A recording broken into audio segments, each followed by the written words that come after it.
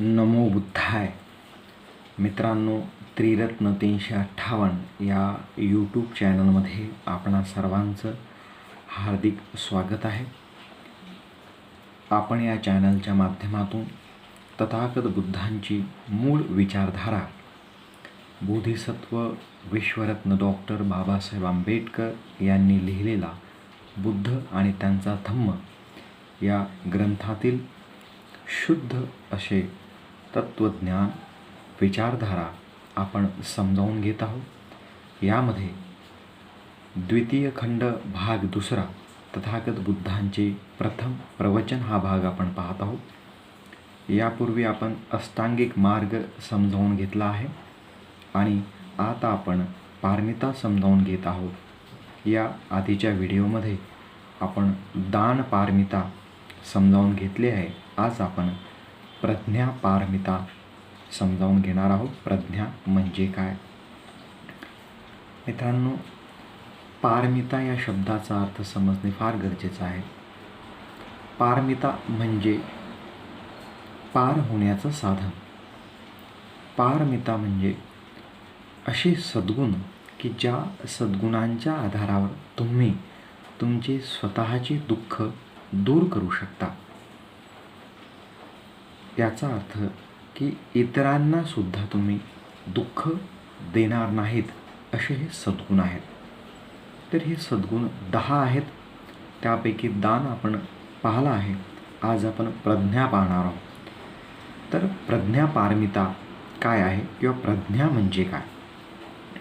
मित्रांनो, प्रज्ञा म्हणजे प्रत्यक्ष ज्ञान, स्वतःच्या अनुभवाने प्राप्त झालेलं ज्ञान, त्याला प्रज्ञा म्हटलं आहे. प्रत्यक्ष स्वतःच्या अनुभवातून निर्माण झालेलं ज्ञान, याला प्रज्ञा म्हटलं आहे. तर ही जी प्रज्ञा आहे, या प्रज्ञेलाच समज, शहाणपण सुद्धा म्हटलं आहे. परंतु ते ज्ञान कोणतं आहे, ती समज कोणती आहे, ते शहाणपण कोणतं आहे, हे पण आपल्याला समजून घ्यायचं आहे. कारण तथागत बुद्ध म्हणतात की प्रज्ञा पारमिता ही खूप महत्त्वाची पारमिता आहे. सर्वच पारमिता महत्त्वाच्या आहेत, परंतु प्रज्ञा ही जी पारमिता आहे, ही प्रत्येक ठिकाणी आपण उपयोगात आणत असतो. तर प्रज्ञा 3 प्रकारची आहे. 3 प्रकारे आपण ज्ञान ग्रहण करत असतो, ग्रहण केल्या जात असते. त्यामधून आपल्याला ज्ञान मिळत असते, ज्ञान उत्पन्न होत असते. 1 श्रुतमयी प्रज्ञा, 2 चिंतनमयी प्रज्ञा आणि 3 भावनामयी प्रज्ञा, अशी प्रज्ञेचे 3 भाग आहेत. श्रुतमयी प्रज्ञा, चिंतनमयी प्रज्ञा आणि भावनामयी प्रज्ञा. हे काय आहे? श्रुतमयी प्रज्ञा म्हणजे ऐकलेलं ज्ञान, ऐकीव ज्ञान. तुम्ही कुठून तरी ऐकलं, वाचलं आणि तुम्हाला ज्ञान झालं, तुम्हाला बोध झाला. चिंतनमयी प्रज्ञा, तुम्ही ऐकलं, तुम्ही वाचलं आणि त्यावर तुम्ही चिंतन मनन केलं. आपल्या मनाचा स्वभाव आहे, चिंतन मनन करतो. चिंतन मनन केलं, तुम्ही स्वतःचे निष्कर्ष काढलेत. स्वतः चिंतन मनन केल्यानंतर काही नवीन गोष्टी तुम्हाला मिळाल्यात. तर ही चिंतनमयी प्रज्ञा, यामधून सुद्धा ज्ञान निर्माण होते. आणि 3 भावनामयी प्रज्ञा. भावना याचा अर्थ येथे इमोशन्स नाही आहे. भावनामयी प्रज्ञा म्हणजे स्वतःला अनुभव झाला आणि त्यामधून ज्ञानाची उत्पत्ती झाली, ज्ञान उदयास आले, तर त्याला भावनामयी प्रज्ञा म्हणतात. श्रुतमयी प्रज्ञा ऐकीव आणि वाचन करून मिळालेलं ज्ञान. चिंतनमयी प्रज्ञा जे ऐकलेलं आहे, वाचलेलं आहे, त्यावर चिंतन मनन करून बुद्धीच्या कसोटीवर घासून तर्कवितर्क करून प्राप्त झालेलं ज्ञान. आणि भावनामय प्रज्ञा म्हणजे अनुभवातून प्राप्त झालेलं ज्ञान. एक उदाहरण आपण समजावून घेऊया. हे समजण्यासाठी एक उदाहरण बघूया. आपण हॉटेलमध्ये गेलो. हॉटेलमध्ये गेल्यानंतर तेथे मेनू कार्ड आहे. आपण मेनू कार्ड वाचलं, कोणकोणते पदार्थ या हॉटेलमध्ये आहेत. तसंच वेटरने येऊनसुद्धा तुम्हाला आज हॉटेलमध्ये कोणते पदार्थ स्पेशल आहेत, बनवण्यात आलेले आहेत, त्याची माहिती दिली. तर माहिती घेतल्यानंतर, मेनू कार्ड वाचल्यानंतर आपण ऑर्डर केली, काही पदार्थांची ऑर्डर केली. तो आता ऑर्डर घेऊन येईल, 5, 10, 15 मिनटं लागतील. तोपर्यंत आपण इतर जे लोक तिथं बसलेले आहेत, भोजन करत आहेत, जेवण करत आहेत, त्यांच्याकडे पाहत आहोत, त्यांचे एक्सप्रेशन पाहत आहोत, त्यांची आपण बोलणं ऐकत आहोत की तिथले जे पदार्थ आहेत ते त्या पदार्थांविषयी गुणगान करत आहेत, किती सुंदर पदार्थ आहेत, किती छान पदार्थ आहेत. तर आपण सुद्धा एक तर्क करत आहोत की आज हॉटेलमध्ये खूप चांगले पदार्थ बनले असतील, खूप चविष्ट आणि टेस्टी पदार्थ बनलेले असतील. आणि थोड्या वेळानंतर वेटरने आपली ऑर्डर घेऊन आले आणि आपण प्रत्यक्षरित्या भोजनाला, जेवणाला सुरुवात केली. आपण चाखायला सुरुवात केली. आणि जेव्हा आपण पदार्थ चाखलेत, टेस्ट घेतले, तेव्हा आपल्याला समजलं की निश्चितच हे पदार्थ खूप चांगले चविष्ट आहेत. हॉटेलमध्ये खूप छान भोजन आज आहे. तर मित्रांनो, श्रुतमयी प्रज्ञा म्हणजे जेव्हा तुम्ही ते मेनू कार्ड वाचत आहात, तो वेटर तुम्हाला त्या हॉटेलमध्ये बनवण्यात आलेल्या पदार्थांची जेव्हा माहिती देत आहे, ती श्रुतमयी प्रज्ञा आहे. तुम्ही ऐकलं, तुम्ही हॉटेलमध्ये जाण्यापूर्वी तुमच्या मित्रांनी तुम्हाला सांगितलं की त्या हॉटेलमध्ये खूप छान भोजन मिळते. तुम्ही ऐकलं, तुम्ही वाचलं, ही श्रुतमयी प्रज्ञा आहे. त्यामधूनसुद्धा तुम्हाला नॉलेज झालेलं आहे, ज्ञान झालेलं आहे. त्यानंतर तुम्ही जेव्हा इतर लोकांकडे पाहिलं किंवा तुमच्या मित्रांचे जे अनुभव आहेत त्यावर जेव्हा चिंतन मनन केलं, किंवा ते इतर लोक जे भोजन करत आहेत ते जेव्हा चर्चा करत आहेत त्या पदार्थांची, तर तुम्ही तर्क केला, तुम्ही चिंतन मनन केलं की इथं भोजन खूप चांगलं आहे, चविष्ट आहे. आणि त्यालाच चिंतनमयी प्रज्ञा म्हटली. एक उदाहरण आपण समजावून घेत आहे, हे तिन्ही प्रज्ञा समजण्याकरता. आणि भावनामयी प्रज्ञा म्हणजे जेव्हा प्रत्यक्षरित्या तुम्ही स्वतः ते पदार्थ चाखले, त्याची टेस्ट घेतली, त्याचा अनुभव घेतला, तेव्हा ती भावनामयी प्रज्ञा आहे. मित्रांनो, इथे सांगण्याचा एक महत्त्वाचा अर्थ हा आहे की तुम्ही ऐकलं, तुम्ही चिंतन केलं आणि तुम्ही अनुभव घेतला, यामध्ये निश्चितच फरक आहे. तुम्ही केवळ ऐकलं असतं तर ते ऐकण्यापुरतंच सीमित झालं असतं. तुम्ही चिंतन मनन केलं, तुम्ही त्याच्यावर एक पायरी समोर आलात, त्यावर चिंतन मनन केलं, आणि मग तुम्ही जेव्हा प्रत्यक्ष अनुभव तुम्हाला झाला, तेव्हाच तुम्हाला खरा लाभ झाला. हे सर्वात महत्त्वाचा घटक आहे. हे समजून घेणे फार गरजेचं आहे. म्हणून ही जी प्रज्ञापारमिता जी आहे, ही प्रज्ञापारमिता, तुम्ही दुःख आहे हे ऐकलं प्रवचनामधून किंवा अनेक माहितीद्वारे तुम्ही ऐकले की दुःख आहे, मनुष्य प्राणी हा दुःखी होतो, दुःख तर आहेच.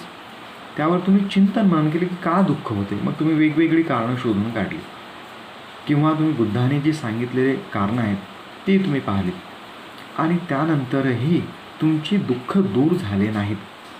याचं कारण असं की तुम्ही अष्टांगिक मार्गाला प्रॅक्टिकल स्वरूपामध्ये, प्रॅक्टिकलमध्ये त्याचा उपयोग घेणे किंवा त्याचा वापर केला नाही, त्याचं आचरण केलं नाही. सम्यक स्मृती, सम्यक समाधी आणि सम्यक व्यायामाचा प्रत्यक्ष तुम्ही आचरण केलं नाही, मग तुमचं दुःख दूर होऊ शकत नाही. कारण एक आहे स्वीकारणे आणि दुसरं आहे स्वीकारल्यानंतर त्यावर चिंतन मनन करणे, आणि तिसरं आहे जर तुम्हाला ते योग्य वाटत असेल तर त्याचा अनुभव घेणे, अर्थात त्याचं आचरण करणे. आणि आचरणामधून दुःख दूर होत असतात, हे जेव्हा आपल्याला कळते तेव्हाच ती प्रज्ञापारमिता होत असते. केवळ एखादा व्यक्ती PhD करतो आणि त्याला त्या विषयामध्ये खूप तो पारंगत आहे. उदाहरणार्थ बघू की बुद्धिस्ट फिलॉसॉफीमध्येच एखाद्या व्यक्तीने PhD केली, बुद्धाच्या अष्टांगिक मार्गावर PhD केली, म्हणून काय तो व्यक्ती दुःखमुक्त होईल का, अर्हत होईल का, त्याची दुःख समूळ नष्ट होतील का? नाही. तो जो भाग आहे, तो जो अभ्यास आहे, तो थेअरीचा अभ्यास आहे. जोपर्यंत ते प्रॅक्टिकल अनुभवणार नाहीत, प्रत्यक्षरित्या सम्यक समाधी, सम्यक दृष्टीचा अभ्यास करणार नाही, तोपर्यंत प्रज्ञा उत्पन्न होणार नाही. प्रज्ञेचा जे बोध आहे, जो दुःखमुक्तीचा बोध आहे, अनुभव आहे, तो त्यांना होणार नाही. प्रज्ञा ही तेव्हाच प्राप्त होईल जेव्हा तुम्हाला प्रत्यक्षरित्या तुम्ही अनुभव घ्याल. मग एखादा व्यक्ती बाबासाहेबांच्या विचारांवर PhD करतो, बाबासाहेबांच्या ॲनिहिलेशन ऑफ कास्ट, जाती निर्मूलन याच्यावर अभ्यास करतो, किंवा रिव्होल्यूशन अँड काउंटर रिव्होल्यूशन याचाही अभ्यास करतो, किंवा बाबासाहेबांचे अनेक ग्रंथ त्यांनी वाचले आहेत, अभ्यास केला आहे, चिंतन मनन केलं आहे, त्यावर नवीन पुस्तकं लिहिली आहेत. परंतु काय तो व्यक्ती बोधिसत्व होऊ शकतो? नाही. याचं कारण असं की बोधिसत्व होण्याकरता जी त्यागबुद्धीची आवश्यकता आहे, जी त्यागाची, समर्पणाची, शील आणि सदाचाराची जी आवश्यकता आहे, काय ती तो व्यक्ती आचरणात आणतो? ज्ञाना म्हणून त्याग निर्माण होण्याऐवजी काय त्या व्यक्तीमध्ये अहंकार निर्माण झाला, आणि त्या ज्ञानाचा तो मानव हिताकरता, मानवाच्या कल्याणाकरता किती उपयोग करत आहे यावरही निर्भर आहे. म्हणून प्रज्ञा पारमिता जी आहे, जी समज आहे, किंवा जी बोध आहे, किंवा जे ज्ञान आहे, ते केवळ पुस्तकी ज्ञान नाही आहे, ऐकीव ज्ञान नाही, केवळ चिंतन आणि मनन करण्यापुरतं सीमित ज्ञान नाही आहे, तर हे अनुभवातून प्राप्त झालेलं ज्ञान आहे. मग कुशल कर्म आणि कुशल कर्माची जाणीव, त्याचं ज्ञान, अकुशल कर्म, वाईट कर्म, दुष्कर्म, त्याचं ज्ञान आणि त्याची जाणीव, या दोन्हीही चांगल्या आणि वाईट कर्माची, विकारांची माहिती आणि ज्ञान, त्याची समज निर्माण होऊन जेव्हा कोणी व्यक्ती सम्यक दृष्टीचा अभ्यास करतो, सम्यक समाधीचा अभ्यास करतो, तेव्हाच प्रज्ञा प्राप्त होत असते. मित्रांनो, प्रज्ञा अतिशय महत्त्वाचा घटक आहे. जे काही कार्य आपण करतो ते समजदारीने आणि शहाणपणाने केलं पाहिजे. आपण शील पालन का करायचं आहे याच्या मागील उद्देश आहे की आपण स्वतः दुःखी होऊ नये, कष्टी होऊ नये. आपलं आचरण हे सदाचाराचं असलं पाहिजे, आपलं आचरण हे माणसासारखं असलं पाहिजे, आपण इतरांसोबतही माणसाप्रमाणेच वागलं पाहिजे. हे जे आहे ही प्रज्ञा आहे, आणि या प्रज्ञेमधून तुम्हाला बोध प्राप्त होत असतो. संबोधी प्राप्त होण्याचं जे मूळ आहे ते प्रज्ञाच आहे. अशी ही प्रज्ञा जोपर्यंत आपण सम्यक दृष्टीचा अभ्यास करत नाही तोपर्यंत प्राप्त होत नाही. ही कशी प्राप्त होणार आहे? कुठल्या गोष्टीचा तुम्हाला अनुभव करावा लागणार आहे? दुःख आहे याचा अनुभव, दुःख समुदय, दुःखाचा समुदय होतो, कोणत्या कारणांनी होतो त्याचा अनुभव, दुःखात नष्ट केल्या जाऊ शकते, दुःख निरोध आहे, दुःख समूळ नष्ट केल्या जाऊ शकते त्याचाही अनुभव, आणि दुःख निरोधगामिनी पटिपदा, दुःख नष्ट करण्याचा मार्ग आहे. हे जेव्हा तुम्हाला अनुभव तुम्ही करता तेव्हा प्रज्ञा प्राप्त होत असते. प्रज्ञा हे केवळ एक रिलिजियस आस्पेक्ट म्हणून तुम्ही गृहीत करू नका. एक धार्मिक संकल्पना नाही आहे ती. अखिल मनुष्य प्राण्याला जर दुःखातून मुक्त होत असेल, अखिल मनुष्य प्राणी जन्मापासून तो मृत्यूपर्यंत प्रत्येक प्राणी, सजीव सृष्टी, त्याला जर दुःखमुक्त व्हायचं असेल, त्याला जर दुःखाचा त्याच्यावर कोणताही परिणाम होऊ द्यायचा नसेल, तर त्याच्यामध्ये प्रज्ञा विकसित होणे फार गरजेचं आहे.